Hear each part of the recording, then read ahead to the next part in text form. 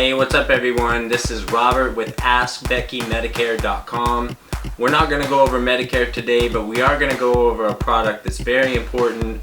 It's life insurance, and it's how to find out how much life insurance you need in regards to your current situation. So stay tuned.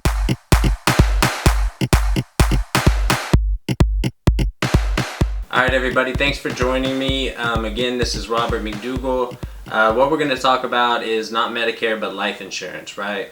So life insurance is a topic that people don't really like to talk about because we are talking about death, but the fact of the matter is that death is inevitable. And I hate to break that to you, but death is really inevitable for all of us. Now, having said that, it's important that we have a product like life insurance in the event that the unexpected does happen.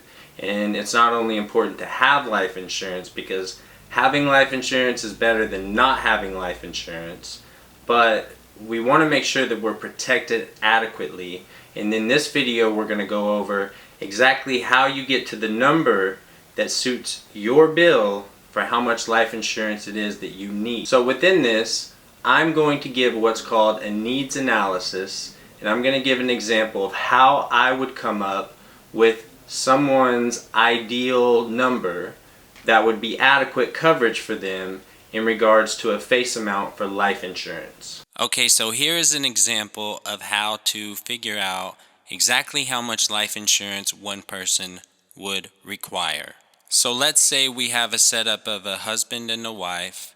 They have a house with 2 cars and 2 kids. I'm going to give the example of the husband and how much life insurance he would need. To buy a house, you typically have to take out a loan from a bank.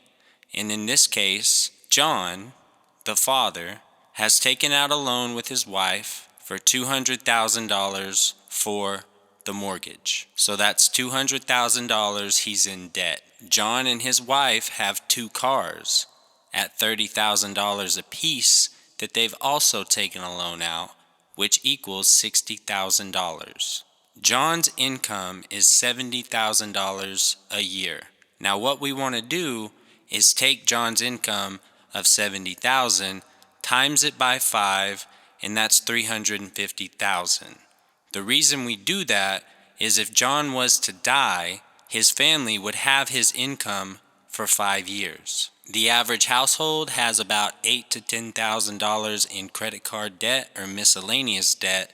So in this scenario, we'll just say $10,000 in miscellaneous debt. Now I'm sure John and his wife would like to send their kids to some sort of schooling. Seeing as how they have 2 kids, we'll say it's $20,000 apiece, which is $40,000 total. Life insurance is meant to cover your debt in the event that you die. So with John's case, he's got a house worth $200,000, 2 cars at $60,000, an income of $70,000, which we've times by 5 to give 5 years worth of income in the event he's not present to work. He also has a miscellaneous debt of $10,000 and wants to send his kids to a tech school or a college, and we're just going to say $20,000 each, which would be $40,000 total. John's total debt in this example is $660,000. Now let's say John works for a company that provides life insurance. Let's run with the number of $150,000 that the company gives John in regards to life insurance, as long as John is working for that company. So his debt is $660,000. If he has $150,000 in life insurance, then he's got $150,000 waiting in the event that he dies. That would knock $660,000 down to $510,000. In order for John to be covered appropriately, he would need $510,000 in life insurance in this scenario.